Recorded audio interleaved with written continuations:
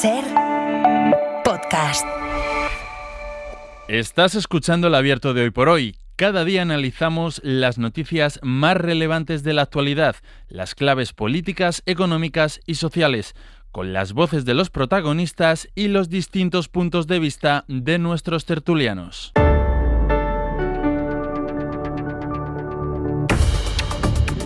El último abierto de la semana lo vamos a compartir con Gonzalo Velasco. Gonzalo, buenos días. Hola, ¿qué tal? Cristina Monge, hola. Muy buenos días. E incorporamos, saben que estos días de verano vamos incorporando voces nuevas porque los señores titulares también en algún momento se van a ir de vacaciones.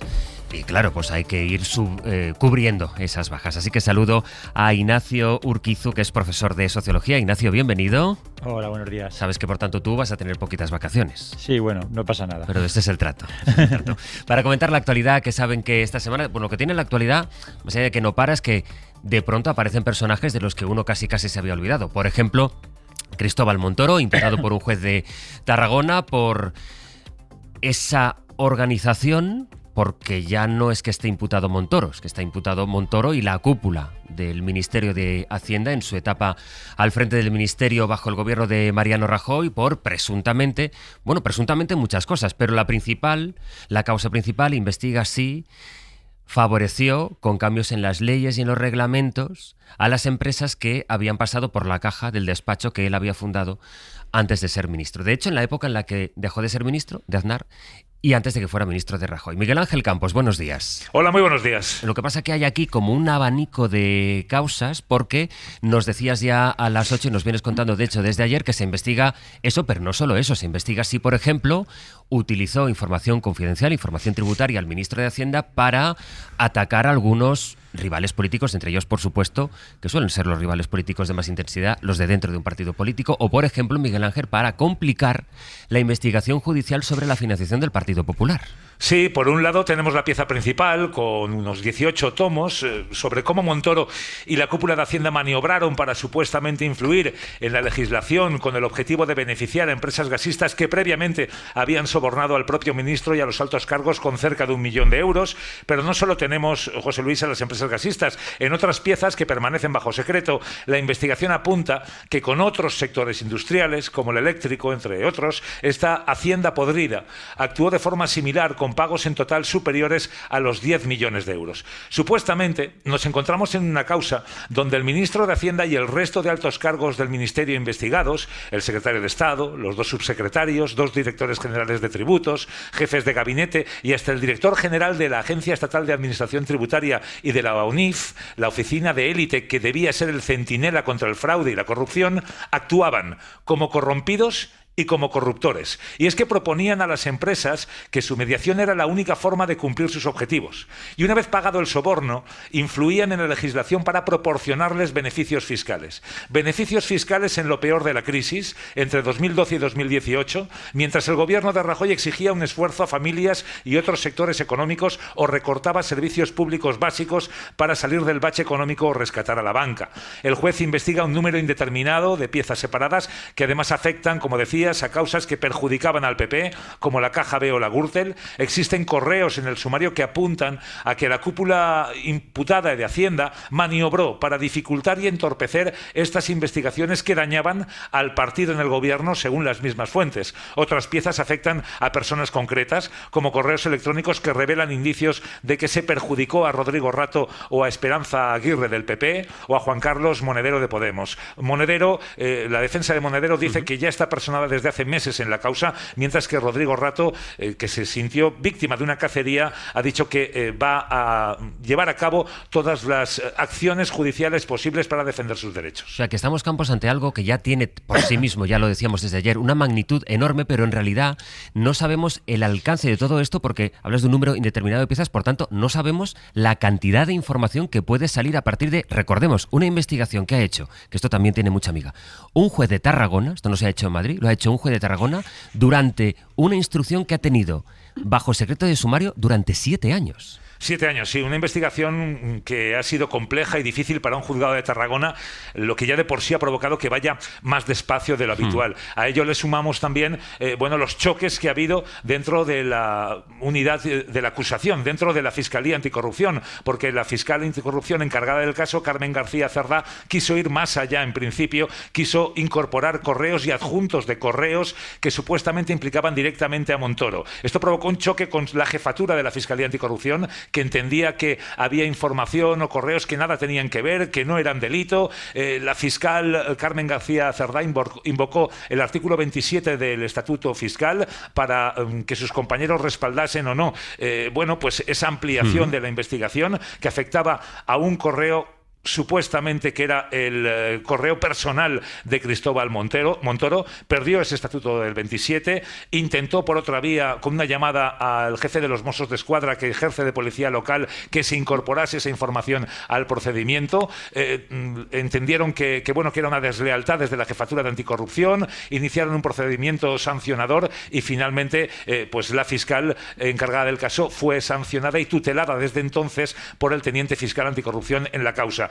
Carmen García Cerdá sigue como fiscal de este caso en Tarragona, pero con la tutela del teniente fiscal de anticorrupción, Antonio Romeral. Muy llamativo el caso. Por tanto, la fiscal del caso se empecinó en que quería averiguar lo que contenía un correo porque ella tenía la intuición de que era el correo del ministro y que por tanto era del exministro Montoro Bayo y que era fundamental para su investigación. El fiscal superior a ella le dijo que no, ella insistió, lo acabó haciendo, tuvo que afrontar una sanción, pero al final, Campos, esa información consta en la investigación, que es lo relevante. Sí, y vamos a ver qué sucede. El juez, ha dictaminado previa comunicación con el fiscal, sí, que le comunique si deben hacerse expurgos, es decir, si debe eliminarse información de la causa antes de que la conozcan todas las partes. Veremos qué es lo que sucede finalmente. El caso ya ha estallado y está en los medios.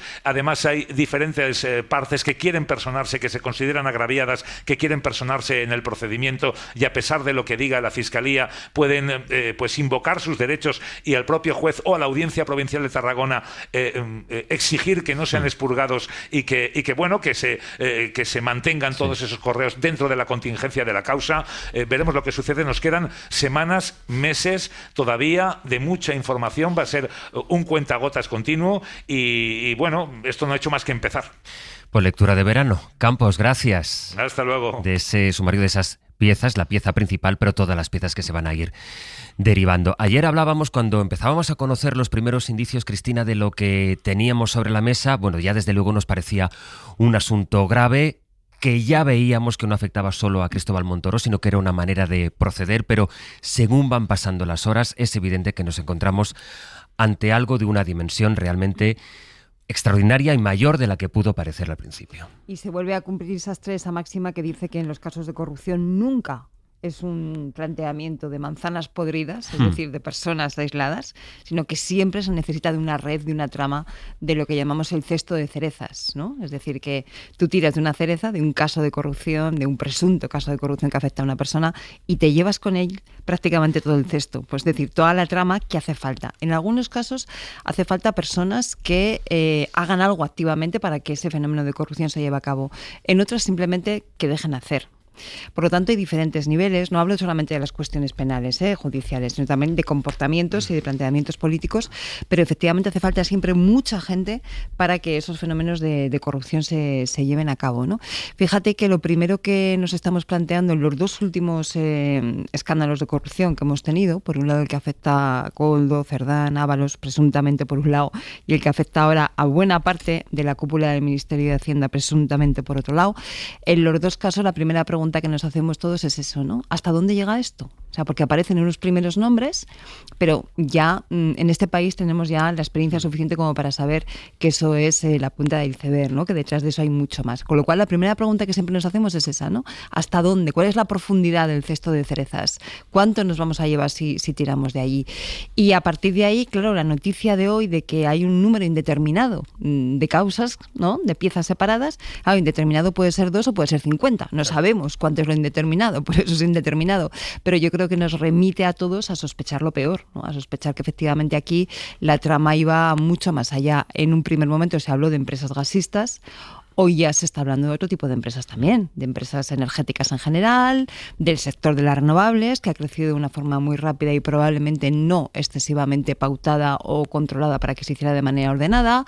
Es decir, de muchos elementos que tienen que ver con sectores económicos estratégicos, que suelen ser energéticas, constructoras, este tipo de alguna manera de empresas.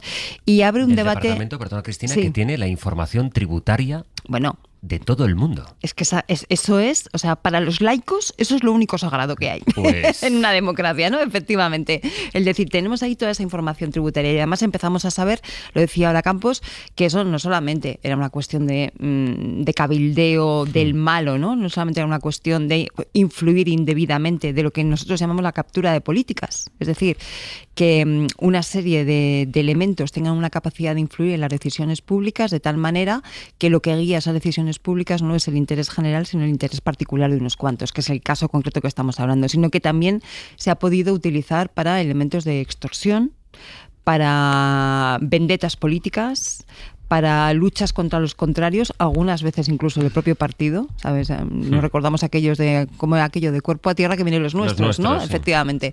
Por lo tanto, yo creo que estamos en el inicio de un tema que no sé si va a ser lectura de verano, como decías, pero va a dar mucho que sí. Decía Campos ahora como hay informaciones, como buscaban informaciones contra Rato, que ya veremos, se reserva su derecho de actuar, contra Esperanza Aguirre. Hoy La Vanguardia cuenta que también se buscó información pues de la baronesa Thyssen, de Rafa Nadal. Dice, estos correos muestran cómo el director de la agencia tributaria reclamaba información confidencial a los inspectores que elaboraban informes por mandato judicial, pero que eso llegaba a la agencia tributaria y de ahí a Montoro para que dispusiera de todo lo que se estaba investigando. Gonzalo. Pues ahora cuando hablaba Cristina ha mencionado un término, trama, y recordaba cómo allá por 2017, cuando Podemos todavía era un partido, digamos, con gran calado, hubo un intento de sustituir el concepto casta, que fue el primero que sirvió para generar una cierta bipolaridad, un cierto antagonismo en el campo político español, por el de trama, que fue una noción que un investigador independiente, Miguel Juste, a partir de un trabajo riguroso, puso en circulación. Y bien, mucho acusamos de populismo a estas estrategias cuando, en cierta manera, tenían algo de precisión, incluso quirúrgica, en el modo en que describían, en el modo en que cierto sector del poder en España había funcionado. Pensemos que esto es una trama en el aparato central del Estado. Recordemos cómo el gobierno actual funda su legitimidad en una moción de censura que no tenía que ver con uno o dos casos de corrupción más o menos aislados, sino con un uso de los aparatos del Estado totalmente interesado, político y desde luego ilegal. Tenemos a Jorge Fernández Díaz en las cloacas, ahora tenemos a Montoro con Hacienda. Démonos cuenta, porque además me importa señalar esto, porque a veces decimos, no, mejor no caer en el y tú más, en el y tú maísmo. Bueno, cuidado, es que hay una inconmensurabilidad. Y no podemos ceder a una idea de que, bueno, aquí todos son iguales, sencillamente había un uso de los aparatos del Estado que no se puede volver a permitir. De ahí se fundó la legitimidad de un cambio de gobierno, que a su vez ahora puede tener sus problemas, ¿no? Pero eso no lo obsta. Pero aislemos y recordemos bien qué fue lo que pasó entonces y esto nos devuelve a esa memoria. Dicho esto, hay mucha tela por cortar. Cristina conoce muy bien ese sector, el energético, es muy proceloso, es muy difícil meterse en ello, pero también conviene recordar el contexto político, la disputa acerca de la política energética en el gobierno de Rajoy. El ministro, había un déficit tarifario y el modo de compensarlo, había dos estrategias. La del ministro Soria, que proponía una moratoria de las ayudas a las renovables, y Montoro, que pretendía, digamos, unas imposiciones tarifarias equivalentes para todo el sector que penalizaban indirectamente a las renovables y favorecían a las gasísticas. Entonces vemos que, digamos, las políticas industriales estaban totalmente determinadas por sus clientes. No era una cuestión ideológica. Por sus clientes. Eran solo privados. negocios. Claro, exacto. Entonces, como resultado, digamos, un sector crucial de la economía y del desarrollo industrial ha estado lastrado por los intereses de un señor. ¿no? Entonces, dimensionemos también, gracias a ello, la gravedad que tiene todo esto, ¿no? Luego ya podemos hablar de otras cuestiones, ¿no? De si la elección de los hombres de confianza, las personas de confianza de un ministro, puede ser totalmente libre y autónoma y sin estar sujeta a ningún tipo de auditoría, porque es tremendo, ¿no? Como todos ellos, o sea, cuando yo escuchaba ayer a Miguel Ángel Campos y decía, es que prácticamente todos los trabajadores de un cierto nivel hacia arriba están implicados en esto, es sorprendente, ¿no? 28 imputados, 6 empresas imputadas. Claro. Ignacio. Sí, la verdad es que este caso tiene muchas dimensiones. A mí la que más me preocupa es el contexto en el que se produjo esto. Era un momento en el cual se pedía sacrificios a la gente, se recortaba el gasto público, se despedía gente en las empresas, había dificultades en la administración, se nos decía que no había ingresos suficientes, que no nos podíamos permitir el estado del bienestar, en fin, un montón de discurso ideológico que caminaba hacia los recortes, y veíamos que mientras a mucha gente se le recortaba y se le recortaba el bienestar, pues había otros que utilizaban la influencia política para aumentar su bienestar, especialmente pues empresas con mucho poder, ¿no? Por lo tanto, a mí la primera dimensión que me preocupa muchísimo es la cuestión del contexto en el que se produjo. Y ahora el contexto en el que se produce esto, que eso también es, digamos, relevante. El último barómetro del CIS, que salió la semana pasada, decía que en España el segundo problema es la corrupción. El segundo. El primero es la vivienda, el segundo es la corrupción. Pero si distinguimos por electorados, vemos que para el votante de centro, y hay que recordar que ningún partido político ha conseguido ganar las elecciones sin el votante de centro, el principal problema para el votante de centro es la corrupción. Es decir, que el votante moderado, el que decide las elecciones, el que, digamos, que tiene una notable influencia, porque es donde más gente hay, más del 25% de la gente se sitúa ahí, su primer problema ahora mismo en España es la corrupción. Es una novedad, eso no había pasado en momentos anteriores. Por lo tanto, estamos en un contexto actual donde este caso de corrupción va a tener implicaciones políticas para todos los partidos, donde seguramente la estrategia, nos puede gustar más o menos, va a intentar ser no quién es el más limpio, sino quién es el menos sucio. Es decir, vamos a ver ahora quién nos puede contar que quién es el que menos casos tiene, en lugar de quién puede hacerlo mucho mejor, y eso seguramente pues va a generar un debate político en el que llevamos mucho tiempo inmerso, que nos va a agudizar en cierta forma la crisis política. Por lo tanto, el contexto de entonces, que era muy social, ya es problemático, pero el contexto político de ahora seguramente va a enturbiar mucho más la situación. Será una de las derivadas que abordemos esta mañana, después de situar la dimensión que tiene esto desde el punto de vista judicial y el económico, que es a lo que vamos después de una pequeña pausa. El Abierto. Ser podcast. En el Abierto de este viernes, que compartimos con Cristina Monge, con Gonzalo Velasco y con Ignacio Urquizu, vamos a saludar a Jordi Fàbrega, que es el jefe de economía de la sección de economía de la SER.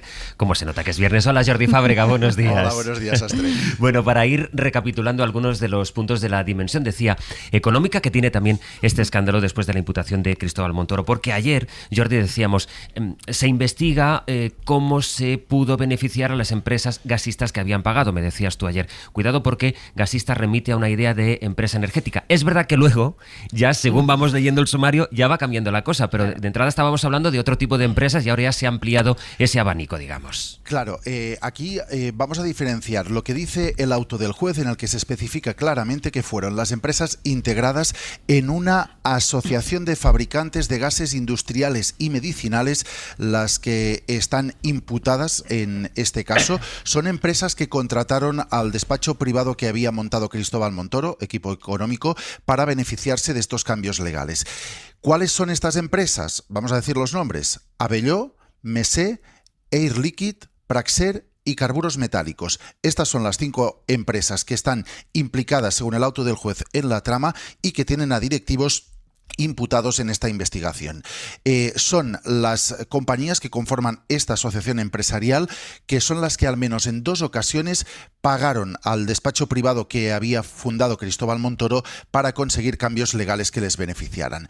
Al margen de estas empresas, escuchábamos hace unos minutos a Campos decir que hay otras piezas separadas en las que estarían implicadas otras compañías, y se citan a empresas energéticas, eléctricas y renovables. Pero esta parte está bajo investigación, figura en informes que tiene el juez, pero no tenemos por ahora los nombres concretos de las empresas que estarían implicadas. Eso formará parte de esa lectura veraniega que decíamos, porque habrá mucho que leer después de esa investigación, instrucción, que no nos cansamos de repetir. Hay que imaginar ese juez de Tarragona con los medios que deba tener ese juzgado para abordar una investigación de este calibre.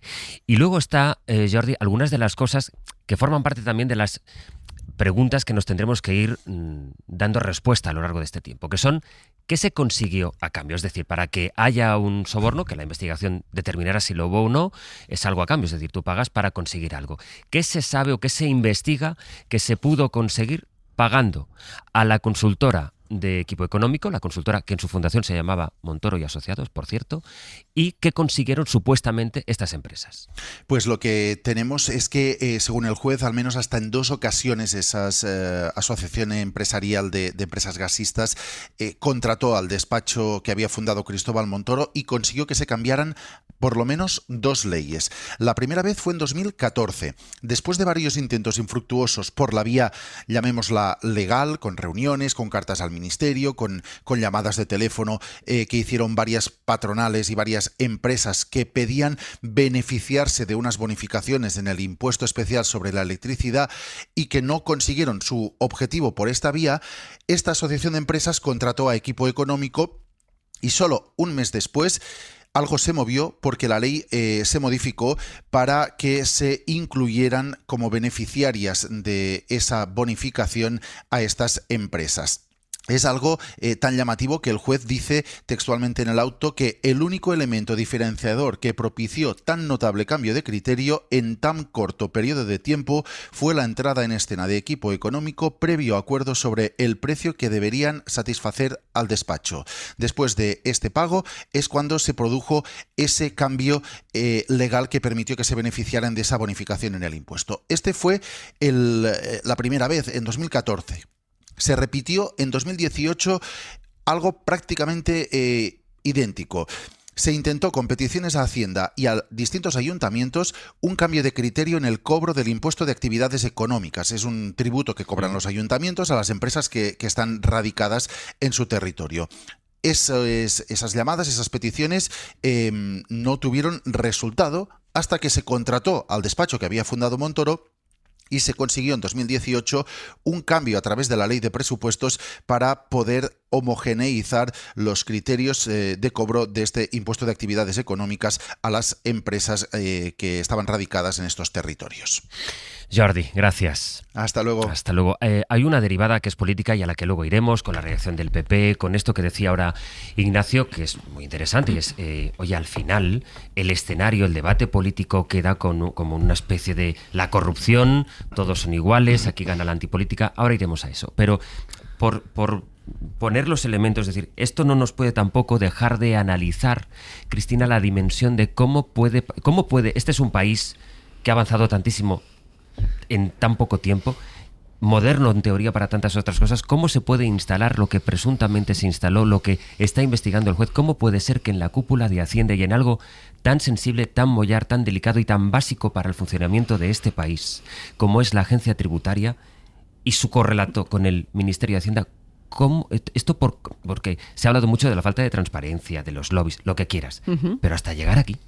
Bueno, es que faltan medidas que la OCDE y otro tipo de organismos, el Greco, etcétera, lleva años diciéndonos y recordándonos que faltan medidas para implementar de manera que se acoten, ¿no? y se dificulte al máximo posible cualquier tipo de tentación de corrupción. Eso, junto al comportamiento de unas élites políticas, empresariales y económicas que llevan muchos años ejerciendo este tipo de poderes y que la democracia no ha conseguido terminar con según qué prácticas y según qué inercias que vienen de muy lejos, ¿no? Creo que me estoy explicando de una forma bastante clara. Si juntas esos 2 elementos, pues no voy a decir, ni mucho menos que se esté facilitando, pero desde luego no se está dificultando todo lo necesario que ese tipo de fenómenos de corrupción se puedan dar. Y digo se puedan dar porque no se dan siempre. Ojo, o sea, que nadie piense aquí que el Ministerio de Hacienda, en los 40 y tantos años de democracia que llevamos, ha sido un nido de corrupción. No, en absoluto. Pero cuando hay voluntad de poner en marcha este tipo de prácticas, no existen los cortafuegos suficientes, las dificultades suficientes, los mecanismos de transparencia, de rendición de cuentas, etcétera, etcétera, como para dificultar que eso pase. Y ese es el reto que tenemos pendiente. Y luego podemos abrir debates que son muy interesantes y que ojalá este verano los abramos, ¿no? Como por ejemplo, ¿qué pasa con los lobbies? Porque la función del lobby, que es una función de influencia, es perfectamente legítima en la sociedad sociedades democráticas, siempre y cuando esté regulada, sea transparente, tenga unos criterios, y sobre todo cuando el legislador o el que está gestionando lo público lo haga siguiendo criterios de interés general, que es la clave de todo esto, pero no por criterios de interés particular. Antes le hacía la broma a Gonzalo, ¿no? Decía, cuando hablaba de la modificación tributaria que hizo Montoro para el tema de las renovables, ¿no?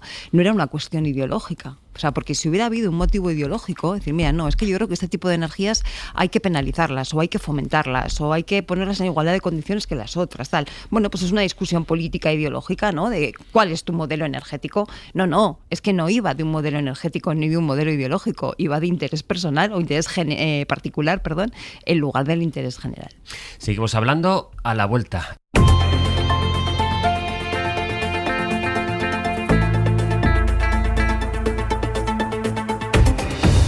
Viernes 18 de julio, que compartimos con Gonzalo Velasco, con Ignacio Urquizo y con Cristina Monge. Y antes de seguir con el análisis de, bueno, esto que planteábamos ahora con Cristina, cómo pudo pasar y las cosas que ahora se irán sabiendo de las peleas que seguramente hubo y ha habido dentro de la agencia tributaria para el control, la fiscalización del pago de los impuestos. Me decía Miguel Ángel Campos, sigues por ahí, ¿verdad, Campos? Sí, aquí estoy. Algún, episodio que demuestra bien las tensiones que hay e incluso las presiones que puede haber habido y que seguirán sabiendo dentro de Hacienda en la etapa de Montoro. Sí, y que no todos, José Luis, no todos en Hacienda eran corruptos. Una decisión del ahora imputado exdirector de la Agencia Estatal de Administración Tributaria, Santiago Menéndez, provocó una crisis sin precedentes en Hacienda en el año 2013, a los 5 meses tan solo de llegar Menéndez al cargo. Menéndez, como director de la Agencia Tributaria, despidió entonces a una inspectora que se negó a retirar una sanción de 450 millones a la cementera mexicana Cemex, y 5 responsables del área de grandes contribuyentes del Ministerio, 5, dimitieron por mostrarse disconformes con la decisión. Entre ellos, el director de inspección de la Agencia Tributaria, Luis Jones. Aquello, José Luis, tiene un tufo ahora, que sabemos muchas cosas, muy similar a lo que investiga el juez de Tarragona. Por cierto, Santiago Menéndez no solo fue director de la Agencia Estatal de Administración Tributaria, sino director de la ONIF, la Oficina Nacional de Investigación del Fraude, la élite, la supuesta élite en la lucha contra la corrupción de la Agencia Tributaria. El zorro cuidando al gallinero, presuntamente, claro. No, todo presunto sí, pero decías ahora, no todo el mundo es corrupto, por supuesto, ni mucho menos. Aquí lo que precisamente nos está llamando la atención, Campos, es que esto pudiera organizarse, esta trama, pero frente a eso está también la honestidad de tantísimos funcionarios públicos que, como en el caso que nos acabas de relatar, o el caso de los jueces fiscales, como contábamos antes, que han seguido investigando y haciendo su trabajo, siguiendo su deber, exponiéndose a, bueno, pues lo que estás contando ahora, ¿no? Eso es, aquí la trama está circunscrita, y no es poco, a los altos cargos que hemos mencionado anteriormente. Hombre, no, desde luego que no. El ministro, secretario de Estado, 2 subsecretarios, 2 directores generales de tributos, jefe de gabinete, el asesor principal del ministro Montoro y el director de la Agencia Estatal de Administración Tributaria y quien fuera también jefe de la ONIF. De momento, hasta luego. Adiós, Campos. Hasta luego. Gonzalo. Esta precisión de Campos es muy importante porque recordemos, es obvio, pero es necesario incidir en ello, que en las administraciones públicas hay cargos de designación política y cargos de carrera de funcionarios, ¿no? Y de lo que estamos hablando fundamentalmente o en su totalidad es de los cargos de designación política directa. Desde ministro, secretarios de Estado, direcciones generales, subsecretarías. Y en este caso también la agencia tributaria, que es una agencia técnica, pero cuya presidencia y dirección también es de designación política, ¿no? ¿Qué nos hace pensar esto? Bueno, aquí los expertos en transparencia y en cuestiones de organización de la administración del Estado tienen mucho que decir. Pero primero, ¿hasta qué punto debe haber total ausencia de control en la designación de todos estos cargos, ¿no? Es verdad que todo el mundo necesita gente de su confianza y que para eso tenemos un Estado democrático en el que hay una serie de elecciones y de alguna manera es el Parlamento el que elige al Ejecutivo, etcétera, etcétera, etcétera. Pero hay un punto en el que sí se puede designar una cúpula que decide sobre las cuestiones de Hacienda del Estado y esa gente viene solo de una misma familia, de un mismo interés, de una misma sector corporativo, puede generar interferencias. Segundo lugar, no se debería dar más fuerza, más voz y más capacidad de resistencia a los funcionarios, porque los funcionarios son la base de la autonomía de las administraciones del Estado.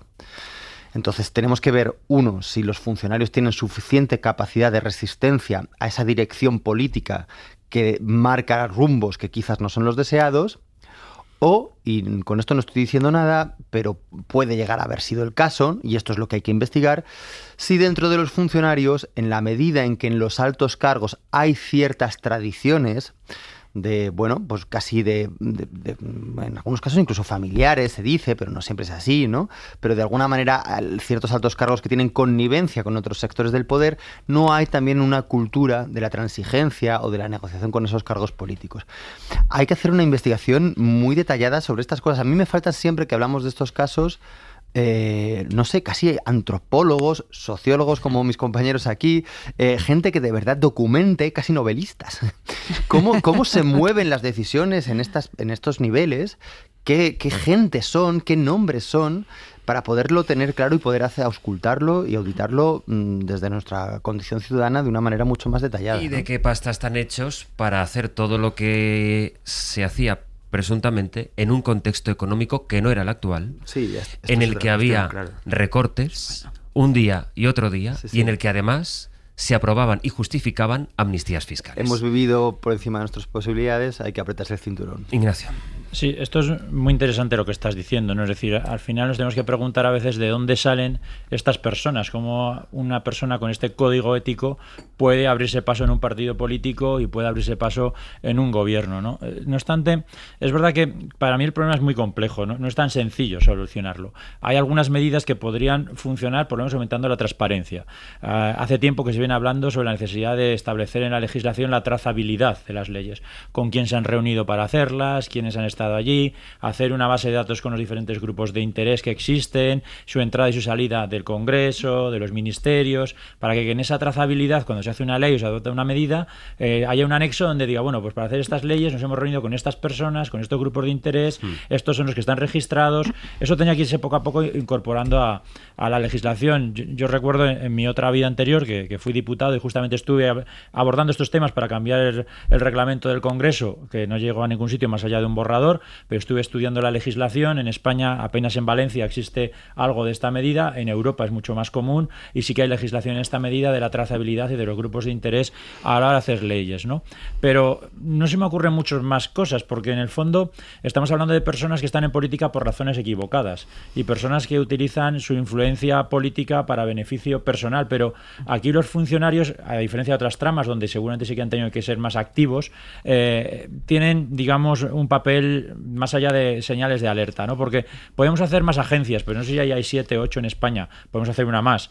Podemos incrementar la legislación, pero no sé si aumentando la burocracia el sistema va a ser mucho mejor. Justamente sabemos que a veces a más burocracia, más corrupción, es decir, que cuanto más difícil hacemos la legislación, es mucho más fácil encontrar luego caminos, ¿no? Así que la solución no es sencilla y una parte de la respuesta está en los partidos políticos. Tendrían que ellos empezar a inspeccionar qué tipos de personas reclutan y cómo funcionan internamente para tener este tipo de personas. Pero hay buenas noticias. De la misma manera que Campos decía antes, ojo que no todo el mundo es corrupto en la agencia tributaria, ni mucho menos, yo también diría, ni todos los cargos públicos, ni todos los cargos de libre designación son corruptos, ni muchísimo menos, claro. ni ser funcionario te garantiza que estés absolutamente impoluto, ¿eh? O sea, esto es más delicado. Pero hay buenas noticias. Primero, en España la corrupción está muy acotada. Y suelo decir eso de que España no es un país corrupto, ¿eh? O sea, a mí como profe no me llegan jamones a casa para aprobar a ninguno que no supere el 5, honestamente. Entonces, tenemos la corrupción muy delimitada en las élites políticas, económicas y de la administración. Primera buena noticia. Segunda buena noticia. Existen muy buenas prácticas ya en Europa y sabemos lo que hay que hacer.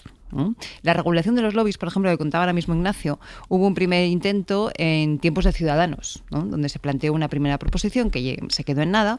Hubo un segundo intento en el año 2022, en noviembre de 2022 el Consejo de Ministros aprueba una proposición de ley que decae al terminar la legislatura para votar el 23 de julio del 23, y en enero del 25 Óscar López impulsó un proyecto de ley de transparencia e integridad para las actividades de los grupos de interés que en estos momentos está en tramitación tramitación parlamentaria. Primera cuestión. Segunda cuestión.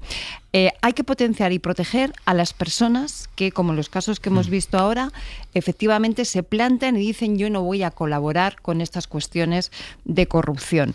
Tenemos ya nombrado el director de la Autoridad Independiente de Protección del Informante en España, el profesor Villoria, en una oficina que está empezando a andar, pero que todavía no tiene medios. Por lo tanto, es importante que ese tipo de mecanismos que ya existen se doten de medios suficientes para que puedan cumplir su papel y su función. Y existen ya pautas en materia de transparencia, rendición de cuentas, etcétera, etcétera, que se pueden poner en marcha para acotar todo esto. Por lo tanto, reconociendo la gravedad y la complejidad del asunto, las buenas noticias es que sabemos dónde está y lo que hay que hacer con esto. Este es el asunto. ¿Cuál es la reacción política que dice ahora el Partido Popular? José Coello, buenos días. Hola de nuevo, Sastre. Vamos a recapitular contigo cuál es la reacción del Partido Popular, que ayer la noticia fue que Cristóbal Montoro se dio de baja del partido y por tanto dijo, pues casi aquello de esta persona de la que usted me habla. Esto ha pasado mucho tiempo, ha llovido mucho, Feijóo estaba en Galicia y por tanto no se le pueden pedir explicaciones a la actual dirección del Partido Popular. Sí, la hoja de ruta de la dirección del PP pasa por poner tierra de por medio y aclarar que este PP nada tiene que ver con aquel PP. Como si Montoro, su gobierno o esa cartera de Hacienda que ocupó entre el 2000 y 2004 y posteriormente entre 2011 y 2018 no hubiera existido. Buscan en el PP poner un cortafuegos para evitar que este caso escale hasta la 7ª planta de Génova en un momento en el que toda estrategia de la formación es recordar los escándalos del PSOE y esto obviamente no les ayuda. Con Feijóo fuera de foco ayer, hoy tampoco tiene agenda oficial. Desde el PP quieren encapsular el asunto, minimizarlo y desvincularse de aquella época. De hecho, el plan pasa por ahí. Por un lado, en distinguir etapas, como hizo Elías Bendodo. En nuestro ánimo de no hacer el ridículo, no se nos ocurriría culpar a Pedro Sánchez ni de Filesa ni de la crisis económica que hubo durante la presidencia de Rodríguez Zapatero, ¿no? Sería bueno que el Partido Socialista tuviera esa misma prudencia y no intentara vincular al presidente Feijóo con supuestos de hace casi 10 años. Y por otro lado, en destacar que esto es poca cosa comparado con lo que el PSOE tiene encima, como hizo Juan Bravo. Esto fue una ley y una ley de presupuestos, por lo que hemos conocido, con lo cual pasó todos los controles internos dentro de la Administración, tendrá los informes preceptivos del Consejo de Estado, fue a su votación en el Congreso de los Diputados y alguna de ellas incluso fue apoyada por varios partidos políticos. Yo creo que dentro de todo eso, dentro de ese respeto, si hacemos un análisis amplio, yo creo que ustedes aquí no están oyendo hablar de mordidas, de prostitutas, de colocación de amigas, de cátedras que no existen. En Génova, Sastre también recuerdan que de los imputados en este caso, solo Montoro estaba afiliado al PP, negando incluso que Miguel Ferré tuviera cargo alguno cuando Feijóo llegó a la presidencia de la formación, a pesar del peso que Montoro y su equipo han tenido históricamente en el aparato económico del PP. José, de Feijóo se sabe algo porque ayer no habló.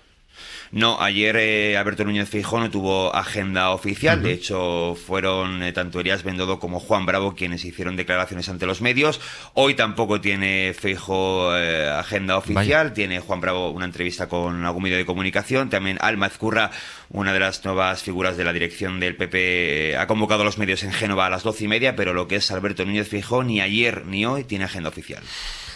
En fin, quien sí habló a través de un comunicado a última hora fue Cristóbal Montoro para decir que, qué casualidad, viene a decir él, que donde los verdaderos escándalos, que es como lo llama, están ahora mismo acercando al gobierno es cuando se conoce esto.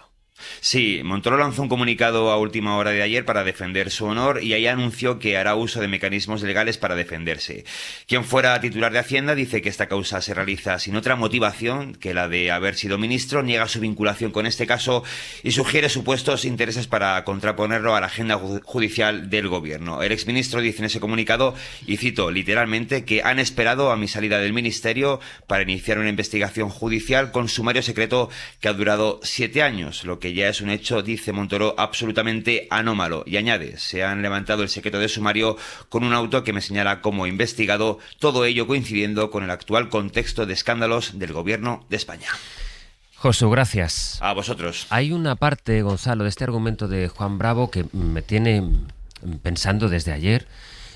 Por una parte dice, bueno, aquí, para que era la primera reacción, ayer le entrevistaban en Antena 3, y dice, aquí esto, en todo caso, es algo avalado por un parlamento que ha tenido los informes preceptivos, que es la inesperada enmienda del Partido Popular a una de las tesis principales del caso de los ERE. Esto por una parte.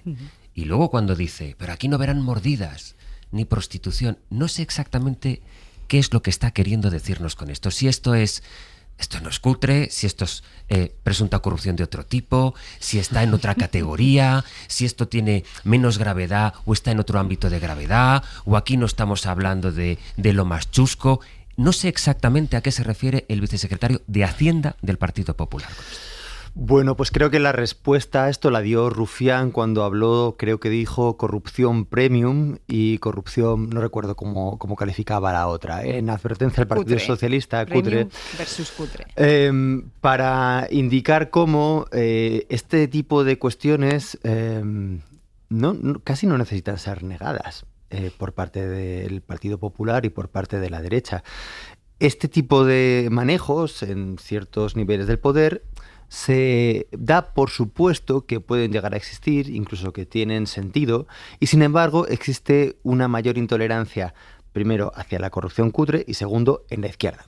Porque la izquierda tiene un nivel de exigencia moral ante el comportamiento de los cargos públicos mayor que el que tiene el electorado de la derecha. Rufián lo advertía muy bien. En la izquierda no puede haber ni un poco de corrupción, ni siquiera de la cutre. Y da igual que haya corrupción premium en ciertos sectores de la derecha. Esto es un poco lo que él venía a decir. Yo creo que básicamente a lo que se refería es a esto. Estos son manejos de poder, esto son cosas que pasan a esos niveles, las decisiones se toman así. Eso es lo que está en el subtexto, ¿no? Y por lo tanto no estamos en ese otro nivel que es el que arma ruido, el que es escandaloso, el que puede ser moralizado, porque es, digamos, más evidente la moralización de la palabra, porque ni siquiera son casos reales. Bueno, sí, en el caso de Ábalos, ¿no? Prostitución, ¿no? Que el de una corrupción de Estado en el que se influye en leyes para beneficios de una consultora en un nivel, digamos, de cifras incomparable, ¿no? Por lo tanto, yo creo que la cuestión va por ahí. El Partido Popular lo maneja con casi diría que con cierta habilidad. ¿Por qué? Porque sí, la idea de que todos son iguales, o la idea de que el PSOE es más y que al final en la percepción hace que, bueno, al final ya estamos con el bipartidismo y su corrupción, todo es igual, beneficia claramente a Vox. Pero que Vox crezca algo no va en perjuicio del PP, va en perjuicio de la posibilidad de un gobierno autónomo, independiente y no en coalición del PP. Pero en el mismo modo que el PSOE sabe que necesita gobernar en coalición, el PP puede llegar a un punto en que asuma que para gobernar necesita Vox. De tal manera que a él lo que le interesa es que el votante de izquierda se desmovilice o que no vote, mientras que el sector de la derecha siga creciendo, ¿no? Esto conecta, Ignacio, con esa reflexión que hacías del avance de la antipolítica. Sí, la verdad es que la afirmación de Juan Bravo es intrigante, ¿no? Porque mordidas sí que había. Claro. Es decir, que efectivamente se estaban pagando comisiones, sí que encontramos mordidas en esto, ¿no? Pero en este tema yo a lo mejor disiento un poco de lo que está diciendo mi amigo Gonzalo.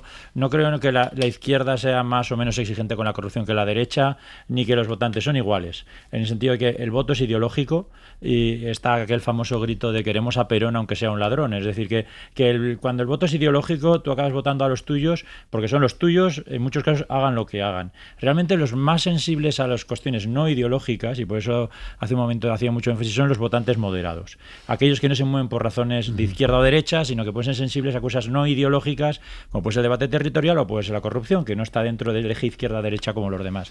Y esto me preocupa porque, como decía, en el año 2023, en la encuesta postelectoral del CIS, la corrupción ocupaba el puesto 18º.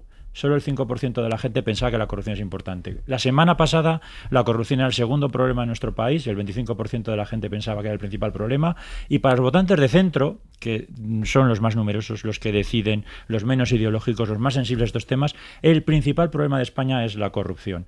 Si vamos a la encuesta... Esa encuesta, permíteme, se hizo pocos días después de todo el escándalo de Santos Cerdán, de hecho, en pleno escándalo. Sí, pero si vas mirando hacia atrás ves ese aumento de problema político. Y además, si vas a esa misma encuesta, observas que en esos votantes de centro, el primer partido ahora mismo es el Partido Popular, en intención directa de voto, que tienen básicamente el 22%. El segundo partido en el centro es Vox, 11% de intención directa de voto, y el tercer partido de intención directa es el Partido Socialista, 7,6%. Es decir, que hay un votante muy importante, muy preocupado por la corrupción, que decide las elecciones y que es menos ideológico que en los demás. Y seguramente este tipo de elementos son los que van a incidir. Es verdad que este caso ahora afecta al Partido Popular, lo que anticipa es que seguramente esa situación dominante en el centro pues le puede estar castigando, pero como decía muy bien Gonzalo, el beneficiario va a ser Vox.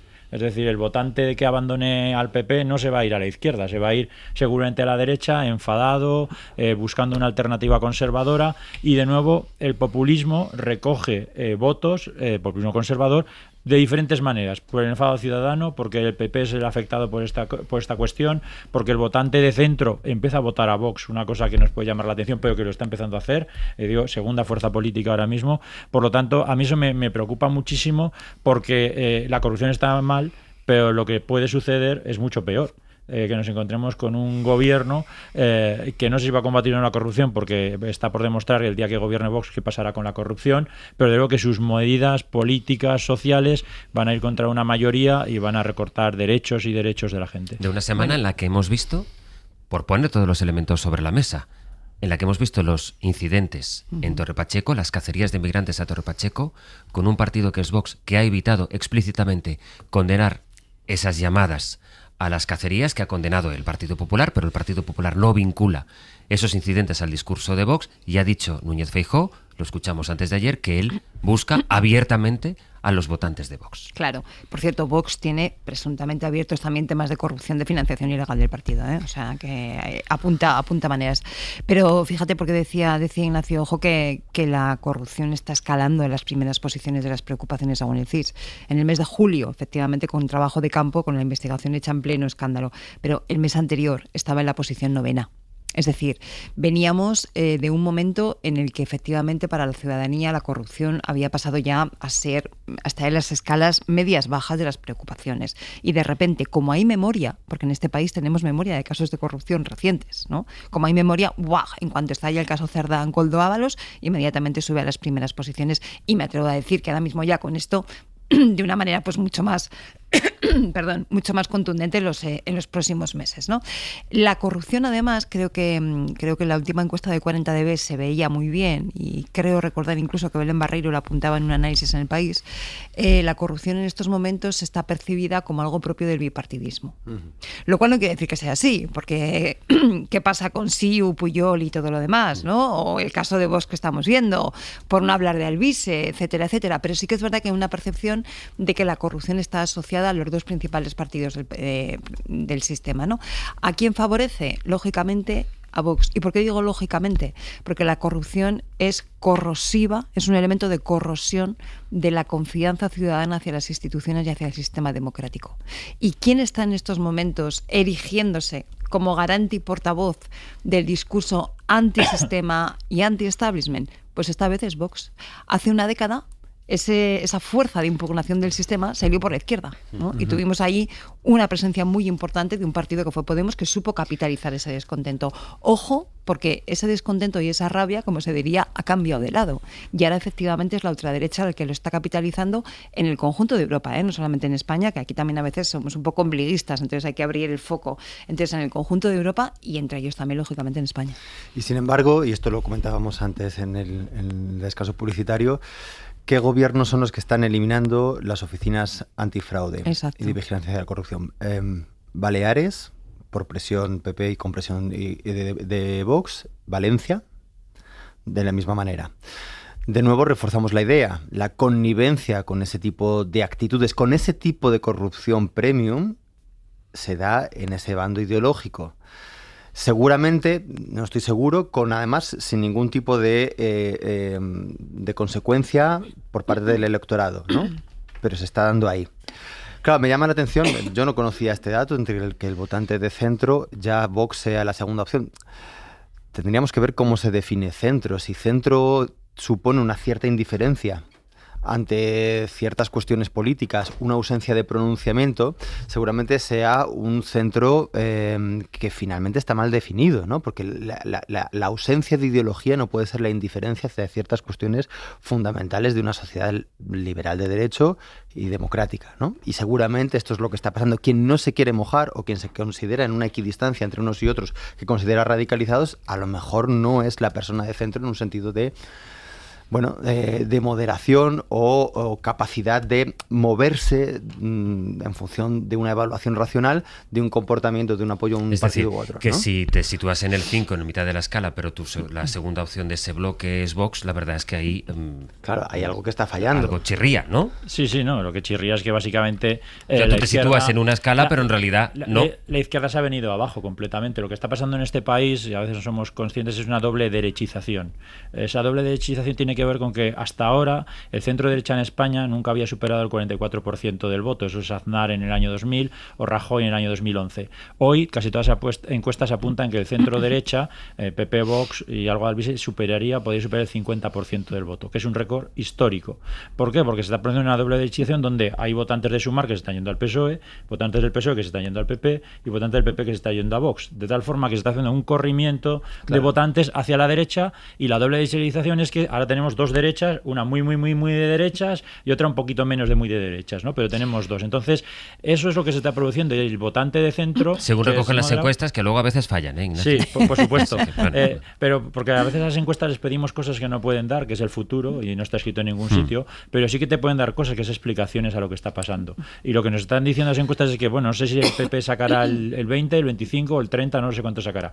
Pero lo que sí que sabemos es que la gente se está moviendo hacia la derecha en una cierta magnitud. De todas maneras, por introducir un elemento más, Cristina, permíteme saludar a nuestra compañera Ana Fernández Vila. Hola, Ana, buenos días. Hola, ¿qué tal? Buenos días. Con la estrategia también por incorporar a la mesa, Ana, del Partido Socialista, que venía de unas semanas aciagas muy complicadas en las que entiende el gobierno que superó aquel pleno en el que, insistimos, no hubo votación, pero es verdad que los socios parecieron darle cierto margen, cierta respiración a Pedro Sánchez para que pudiera seguir. El gobierno interpreta que tiene margen para seguir con la legislatura después del escándalo que llevó a Santos Cerdán. Ya saben que quien hasta hace nada era secretario de organización del Partido Socialista, el hombre más poderoso en la fontanería del partido, está en este momento entre rejas. Lo que hizo ayer el Partido Socialista y también el gobierno fue salir a señalar al Partido Popular y a pedirle explicaciones al propio Feijóo, presidente ahora del partido, por la trama de Montoro. Sí, están en el PSOE Sastre que se frotan las manos con este caso porque creen que les permite desmontar y debilitar la estrategia del PP contra el gobierno por corrupción, aunque el precio sea, claro, caer otra vez en el y tú más. Ayer todos los ministros que tuvieron ocasión se lanzaron en tromba contra los populares, como por ejemplo Óscar López o la vicepresidenta Montero. Un gobierno que tuvo la Kitchen, que tuvo la Gürtel y que tiene también otra Kitchen fiscal. Los gobiernos del Partido Popular han propiciado justamente pues, que se pusiera el aparato del Estado al servicio de esos intereses minoritarios que no defienden a la mayoría general. Y cuando acaba de cumplirse un mes del estallido del caso Cerdán, que dejó en shock absoluto, lo decías, a todo el PSOE, en Moncloa por fin respiran. El temor de que surjan nuevas revelaciones no desaparece, pero creen que están logrando pasar página gracias también a ese reciente espaldarazo de los socios del gobierno, y ahora se aferran al caso Montoro para desviar el foco de Ferraz y ponerlo en Génova, y se afanan los socialistas en comparar el silencio de Feijóo con la respuesta que dio el PSOE. Yo creo que el Partido Socialista, a lo largo de todo este periodo, siempre que un alto cargo ha estado incurso en algún procedimiento judicial, ha dado explicaciones, y creo que corresponde al señor Feijóo rendir cuenta de lo que ha ocurrido y lo que está ocurriendo en los tribunales. En el Partido Socialista, al mínimo caso que ha habido, se ha actuado con contundencia. ¿Y hoy dónde está Feijóo? Hoy no tiene nada que decir. Aunque no reparan, eso sí, Sastre, los socialistas en el hecho, como comentabas tú, de que Santos Cerdán, cuando estalló este caso, cuando salió ese informe de la OCO hace un mes, ejercía de número 3 del PSOE. Ana, gracias. A vosotros. Cristina, ibas a decir. Bueno, por comentar esto ahora, ¿no? Yo entiendo humanamente que después de las semanas que llevan los líderes socialistas, ahora pongan el énfasis en la diferencia, ¿no? Y creo que es importante porque efectivamente ha habido comportamientos distintos en la reacción. La primera comparecencia del presidente del gobierno en calidad también de secretario general del PSOE, la primera digo, la del día que se conoce el informe de la UCO, reconoce los hechos, reconoce la gravedad, no minimiza nada, pide disculpas. A Feijóo todavía no lo hemos visto. Y la reacción que estamos viendo del Partido Popular está a 2 minutos de hablar de Montoro como ese señor del que usted me habla. Por lo tanto, efectivamente hay diferencias. Ahora bien, yo sería prudente en no conjugar el y tú más, porque vuelvo a lo de antes. La corrupción en este país está asociada a los 2 principales partidos del sistema. El y tú más lo que hace es retroalimentar esa visión y retroalimentar esa antipolítica. Por lo tanto, entendiendo la parte humana, entendiendo que la reacción ha sido distinta y hacen bien en ponerlo en valor, también sería cauta, ¿no? Pero dos aportaciones a lo que estaba comentando Ignacio, ¿no? De esa derechización que está habiendo. Las encuestas nos hablan también de una poderosísima abstención en la izquierda. Una izquierda que no se cambia de bloque. El eje izquierda-derecha en este país sigue explicando muchísimas cosas, pero bueno, sigue explicando desde la guerra civil, ¿no? Prácticamente. Y esta izquierda en estos momentos está en su casa, ¿no? Dice que no tiene claro si va a votar. Hoy se te ha puesto la voz. Sí, debe huelga. ser alguna alergia o algo así, no sé, pero bueno, dice que no sabe si va a votar y desde luego se encuentra muy desencantada. No está activado todavía el marco electoral, o sea, no hay una convocatoria electoral, no estamos nadie pensando todavía en quién votamos, ¿no? Por lo tanto, allí hay un elemento. Y segunda cuestión, el cambio de correlación de fuerzas en la derecha. No es lo mismo un PP casi hegemónico con un pequeño aporte de Vox que una ultraderecha de Vox que en estos momentos, según algunas encuestas, lo sitúan en el 18%, casi nada. Entonces, ese cambio de correlación de fuerzas en el ámbito de la derecha creo que es muy relevante a la hora de pensar qué podría pasar o cómo podría ir comportándose las tendencias electorales. Yo no introduciría algunos matices, estando de acuerdo con muchas cosas que dice Cristina, en el sentido de que cuando uno va por sectores, los principales apoyos a Vox son los militares y los estudiantes.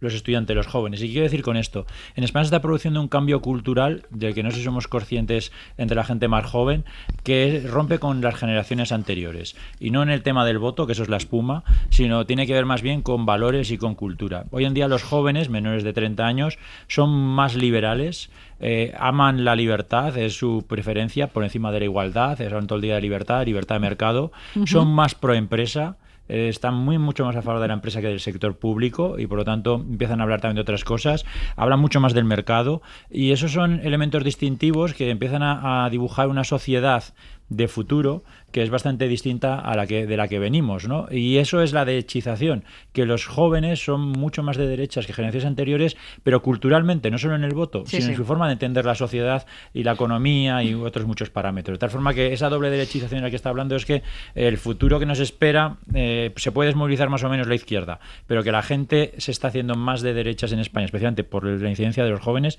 eso también.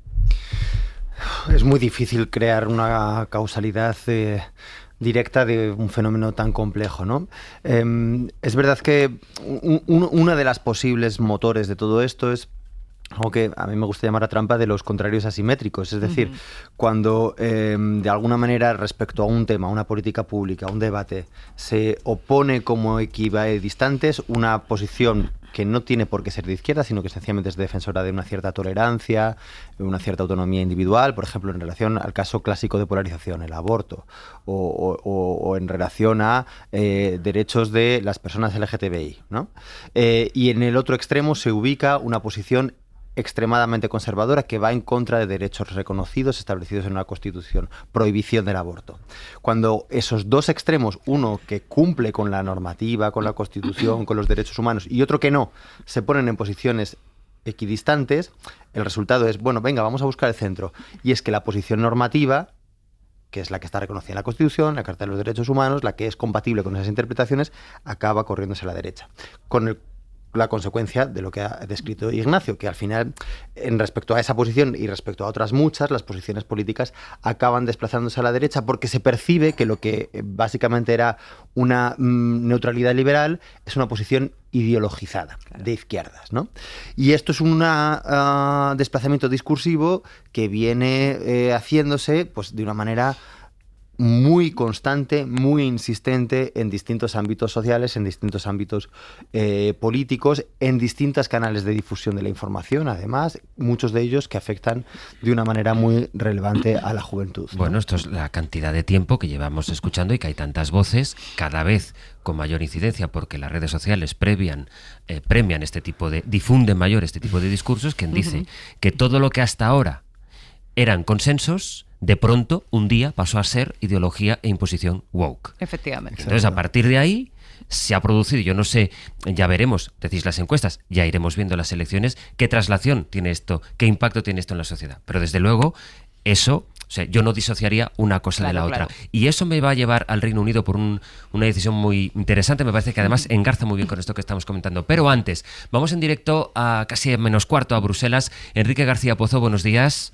¿Qué tal? Buenos días. Porque creo que ha empezado ya ese debate en el que el Gobierno de España va a intentar por segunda vez el reconocimiento por parte de las instituciones comunitarias de la oficialidad del catalán, el gallego y el euskera, aunque nos has ido advirtiendo esta mañana, Enrique, que con pocos visos de que haya unanimidad.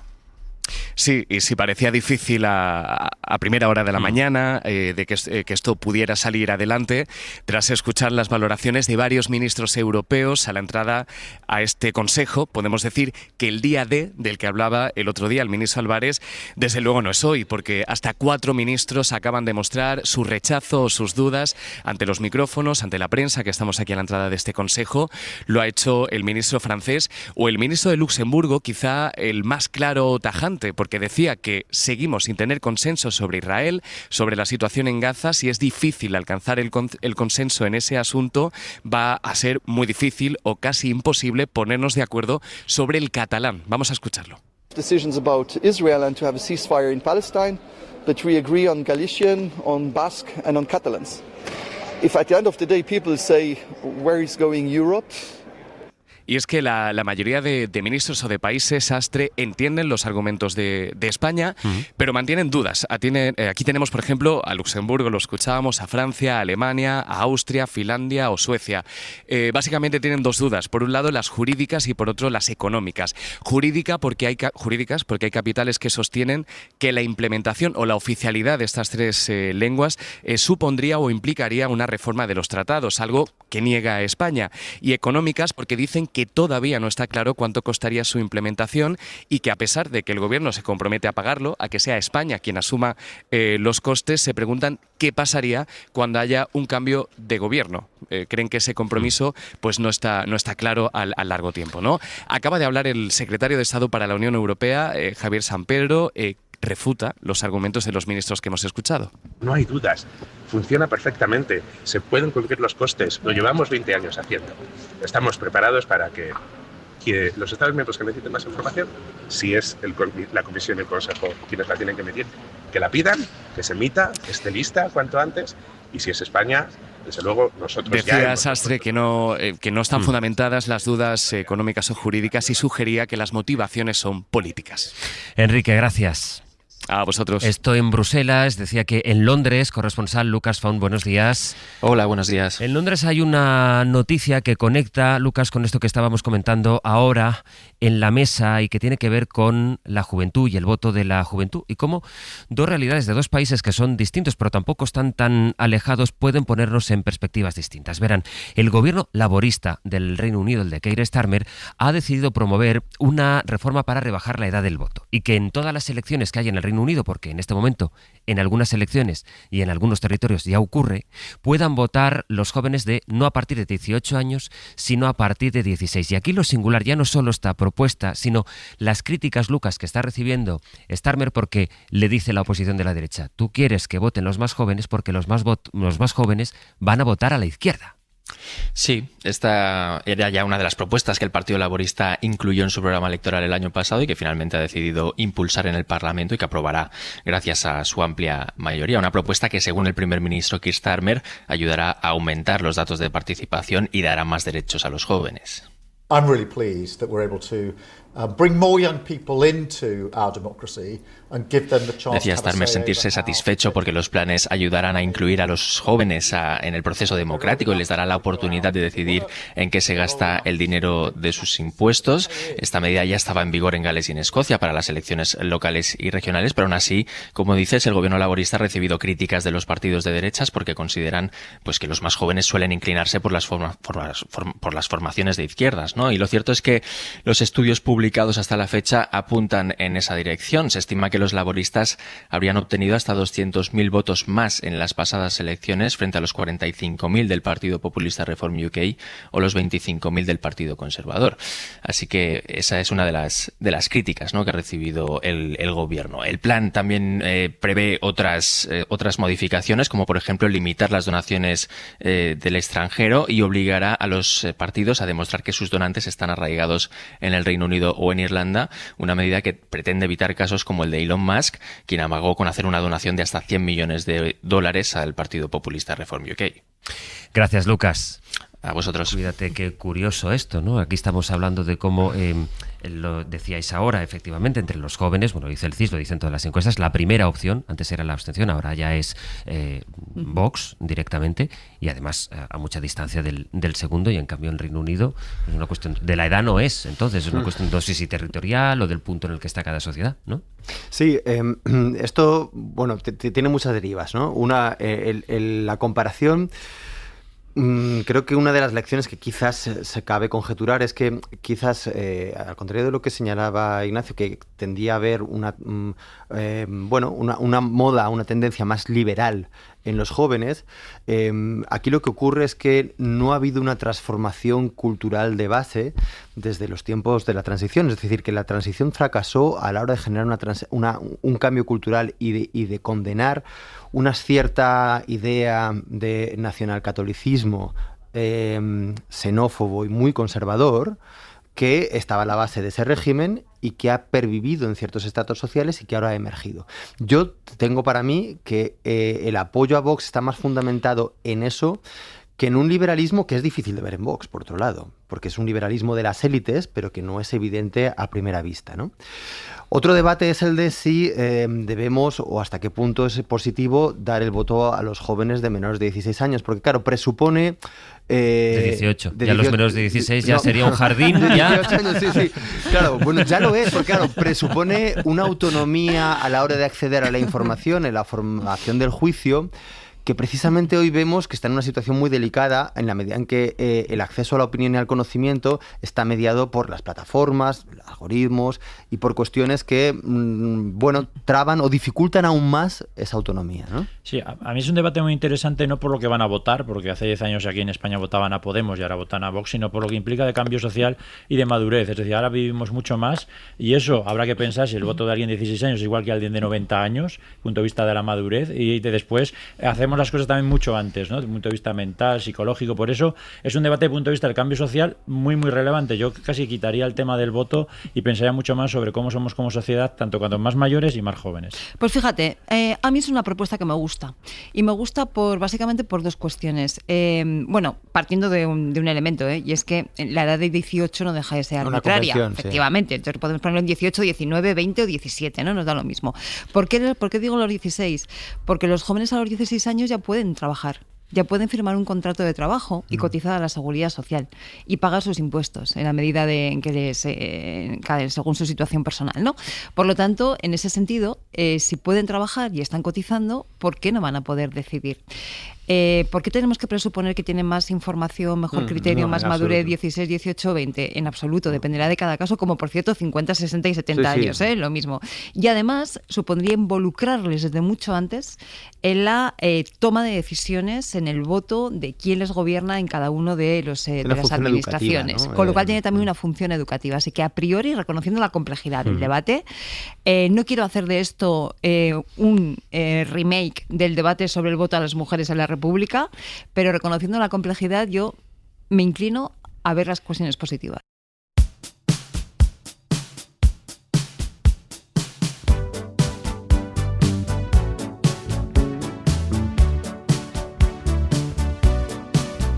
It's fine, it's cool. You can say that nuestros alcaldes también, Pepe Rubio y Sergio Castro, que van inaugurando pantanos y secciones, pero ya se os acaba el negocio, porque hoy ya inauguramos las últimas secciones del verano de este Sí, eso es. Sí, una tiene un título muy peculiar, Notas al embajador. Notas al embajador. Luego lo explicaremos. Luego lo explicaremos a partir de las 10. La cosa consiste, y tienen que ya llamar al 900, 100, 800, hay que ayudarle a personas para que nos entiendan cómo somos en España, cómo nos divertimos, cómo vamos de fiesta, qué comemos, cómo somos como vecinos, lo que sea. Es decir, imaginen que viene alguien a vivir a España, un inglés, un francés, un italiano. Parece un chiste eso. Parece un chiste.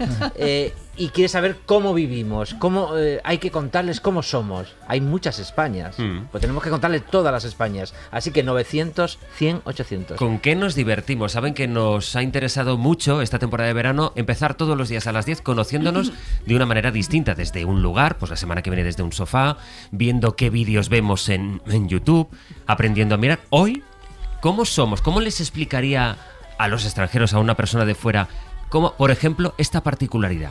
¿De qué nos reímos? ¿Qué nos divierte a los españoles? 900, 100, 800. Y a partir de las 11 vamos a seguir contando historias, pero a través de la música. Lo vamos a hacer con Cris Regatero, periodista musical y presentadora del programa de la emisora hermana nuestra, Los 40 Principales. Eso es. La cosa es que vamos a manejar siempre un tema, un concepto, una situación que repasaremos cronológicamente con música. Es decir, hoy vamos a empezar tratando de entender y de explicar cómo se canta una ruptura, canciones de ruptura. Y lo vamos a hacer partiendo de los años 70, cómo se cantaba la ruptura en esa década, hasta llegar a la actualidad. Este es el reto. Vale, o sea, canciones que empezaron bailando nuestros tertulianos. Hombre, son jóvenes los tertulianos. Bueno, sí, son jóvenes, pero han bailado. ¿Decías, Han Sastre? bailado sus ¿Decías? cosas. Habéis bailado vuestras cosas. Hemos Cristina. bailado de todo. Por eso. No, sí. que se nos ha olvidado en Notas al embajador, las dos embajadoras. Yo digo, que igual lo tenemos está aquí. cebando, quiere cebar para darlo después. No, ha sido negligencia. No quiere decir que dos personas van a ayudarnos a decidir de qué nos reímos los españoles. Exactamente, son Olga Biza, la periodista Olga Biza, y la escritora y periodista Silvia Nanclares. Pues te habías guardado lo mejor. Lo mejor te lo habías guardado. De momento, muchísimas gracias Ignacio Urquizo, Gonzalo y Cristina, y hasta la semana que viene, porque vosotros todavía no os vais de vacaciones. Aún no, aún queda un poquito, aún queda un poco. Ay, no Con podéis bailar alegría, mientras. con alegría. Nada. Adiós. Un abrazo. Para no perderte ningún episodio, síguenos en la aplicación o la web de la SER, Podium Podcast o tu plataforma de audio favorita.